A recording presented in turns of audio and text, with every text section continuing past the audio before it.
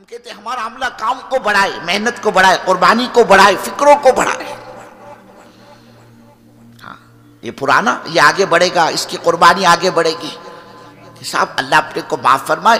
اب تو بزرگوں عزائم کے اندر ایسی بزرگ کو کھوکھلا پن کہ ایک مرتبہ 4 میں لگ گئے. ہمارے ساتھی سمجھتے بھائی میں تو دعوت کا تبلیغ کا پرانا ہو گیا، میرے کو تو سرٹیفکیٹ مل گیا دعوت کا تبلیغ کا، اب میں بیرون بھی جا سکتا. اب نظام الدین دوما کے لیے میرے دروازے کھل گئے اور میرے کو پرانوں میں جوڑ. بزرگوں ہمارے یہاں پرانا اس کو نہیں کہتے، سب 4 مہینے لگ گئے تو یہ پرانا ہو گیا. پرانا تو آدمی صفات کے اعتبار سے ہوتا ہے. جیسے صحابہ صفات کے اعتبار سے جانے جاتے تھے کہ صاحب یہ حنین میں بھی تھے، یہ تبوک میں تھے، یہ بدر میں تھے، یہ خندق میں تھے، یہ عذاب میں تھے، اللہ نے ان کی برکت سے آیتیں اتاری. وہ تو صفات کے اعتبار سے پہچانے جاتے تھے. ہم یہ چاہتے ہیں ہمارا یہ عملہ قربانی میں آگے بڑھے. یہ بزرگوں پرانا آگے بڑھے گا، اللہ ان پرانوں کے ہاتھوں نیوں کو تیار کرے گا. جس میں نیوں کی تربیت ہوگی پرانوں کی ترقی ہوگی. اور بزرگوں بڑوں کی بڑی باتیں اپنے کو تو کہتے ہوئے بھی ڈر لگتا ہے. ہمارے حضرت مولانا رحمت اللہ علیہ فرماتے تھے جب یہ پرانا جان بچائے گا، جی چھڑائے گا، اللہ نیوں کو آگے لائے گا، پرانوں کی ہو جائے گی چھٹی. اللہ میری تمہاری حفاظت فرمائے. اس لیے بزرگوں جان بچانے میں فائدہ نہیں، یہاں تو جان جھونکنے میں فائدہ ہے. کھچنا ہوا اس کو مت دیکھو، باقی پر نگاہ ڈالو گے تو پتہ چلے گا. اللہ کی قسم امت کی 5% بھی ابھی دین پر نہیں آئی، 95% بے دینی کی زندگی گزار رہی ہے. چلو گے پھرو گے بزرگوں اللہ امت کے حالات کھولے گا. اس وقت امت کا کیا حال ہے؟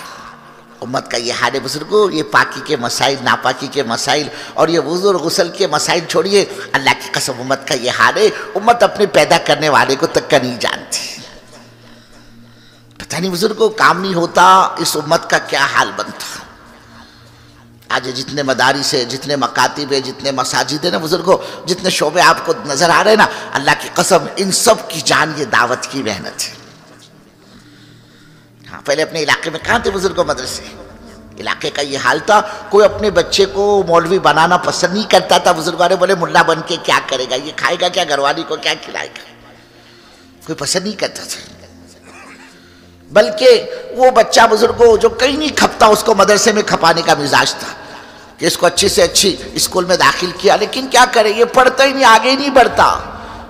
سال 2 سال 3 سال ایک ہی جماعت میں ایک ہی کلاس کے اندر اس کی ٹیچر، اس کا پرنسپل، اس کی بھی شکایت کر رہے تمہارا بچہ بہت مستی کرتا، پڑھتا نہیں، بالکل کن سے نہیں، یہ اس کو لے کر جاؤ بولے. گھر آئے اسکول سے تو اڑوس پڑوس کے بچوں کے جھگڑے لائے. ادھر سے اس بچے کی ماں پکڑ کے لائی، بچے کو تمہارے بچے نے ہمارے بچے کو مارا. اب جب ماں باپ تنگ آ جاتے، اکتا جاتے تو بطور سزا کے اس کو کہتے تھے بولے تیرے کو تو مدرسے میں ڈالنا ہے، بولے تو وہاں سدھرے گا. بولے یعنی جو مال کہیں نہیں کھپتا اس کو مدرسے میں کھپانے کا مزاج تھا. آج اللہ نے بزرگ کو اس کام کی برکت سے آپ دیکھو بڑے بڑے بیپاری، بڑے بڑے تاجر، بڑے بڑے انجینئر، بڑے بڑے ڈاکٹر اور بڑے بڑے بزرگوں دنیاوی عہدے کے اعتبار سے فخر کے ساتھ ہم نے ان سے کہتے ہوئے سنا کہ صاحب دعا کرو الحمدللہ میرے 2 بچے، ایک فلاں مدرسے میں، ایک فلاں مدرسے میں پڑھ رہا ہے اور تیسرا چھوٹا ہے وہ ابھی ماں کی گود میں ہے اور میں نے نیت کی میں اس کو بھی حافظ عالم بناؤں گا. آپ دعا کر. یہ کائے کی برکت ہے؟ یہ کام کی برکت ہے بزرگ کہ یہ بیٹھا تعلیم کے حلقوں میں اس نے سنا ہو کہ اگر کسی نے اپنے بچوں کو حافظ قرآن بنایا کل قیامت میں اللہ اس کے ماں باپ کو وہ نور کا تاج پہنائے گا کہ ساری دنیا مل کر اس تاج کی قیمت ادا نہیں کر سکتی. اب دل میں دائیا ہوا اس پہ تھا کہ اللہ یہ دے گا میرے کو اگر میرے بچوں کو حافظ بنائے کہ کل قیامت میں اللہ تعالیٰ حافظ کے گھر کے ایسے 10 احباب کے بارے میں مغفرت کے دروازے کھولے گا جن کے حق میں جہنم کے فیصلے ہو چکے ہوگے. یہ حافظ قرآن اپنی وجاہت سے، اپنی سفارش سے ان کو جنت میں لے کر جائے گا. اب اندر کا دائیا جاگا اس کا کہ چلو اپنی تو عمر ہو گئی، میں تو نہیں بن سکا قرآن کا حافظ، کم سے کم اپنے بچے کو تو پڑھاؤں تاکہ میری آخرت میں یہ کام میں دے. تو آج دیکھو آپ ہمارے مولانا رحمت اللہ علیہ فرماتے تھے بمبئی سے لے کر بنگلور تک 1,500 کلومیٹر کی پوری پٹی پر کئی ایک مدرسے کا نام و نشان نہیں تھا بزرگ. 1,500 کلومیٹر کی پوری پٹی پر اب تو علاقوں میں آپ کو مدرسے کا جال ملے گا. یہ کام کی برکت نہیں تھا اور کیا ہے بزرگ. مکاتب کی زینت کی دعوت کی محنت بنی. ہاں اپنے یہاں کہاں تھے بزرگوں مکاتب، کوئی جانتا بھی نہیں تھا. آج اللہ نے اس کام کی برکت سے دیہات دیہات، گاؤں گاؤں، مسجد مسجد مکاتب کا ایک جال بچھایا. بیت اللہ کی زینت بھی دعوت کی محنت ہے. ورنہ حج کو کون جاتا تھا بزرگ کو؟ جوان آدمی کی تشکیل کرو نا. وہ کہتے تھے میں کیا مر رہا کیا میرے کو حج کو بھیج رہے؟ کیا مطلب جب میں بوڑھا ہو جاؤں گا میری آنکھیں جواب دے دے گی, میرے ہاتھ پیر جواب دے دیں گے, اب میں جاؤں گا بیت اللہ کائے کے لیے؟ گناہ معاف کرنے کے لیے. ذہن یہ نہیں تھا. اللہ نے مالدار پر حج فرض کیا ہے اور یہ بغیر حج کے مر گیا. اللہ کے نبی کا فرمان ہے یہودی مرا ہو یا نصرانی میرے کو اس کی کوئی پرواہ نہیں. اب تعلیم کے حلقوں میں نکلا, اللہ کے راستے میں تعلیم کے حلقوں میں یہی تو سمجھایا جاتا ہے بزرگوں, یہی تو بتلایا جاتا ہے. اب اس کو احساس پیدا ہوا.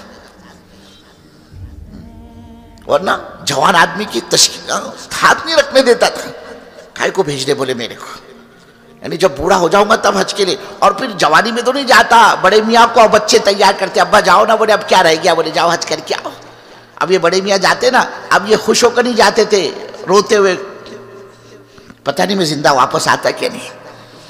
اس لیے حاجی صاحب رو رہے کائے کو رو رہے؟ بولے پتہ نہیں, زندگی کا بھروسہ نہیں ملتا. اور حج میں واقعی حج بزرگ کو اس زمانے کا کہ آدمی مکے سے پانی لے جاتا تھا, وہاں کوئی پانی بھی نہیں تھا, کوئی سائیدہ درخت نہیں, کوئی ٹرین نہیں تھی. اب تو ماشاءاللہ سارے ایئر کنڈیشن ٹرین لگ گئے مینا عرفات کے اندر. زمانے تو کئیوں کے جنازے اٹھ جاتے تھے بزرگ, گرمی, اللہ اکبر.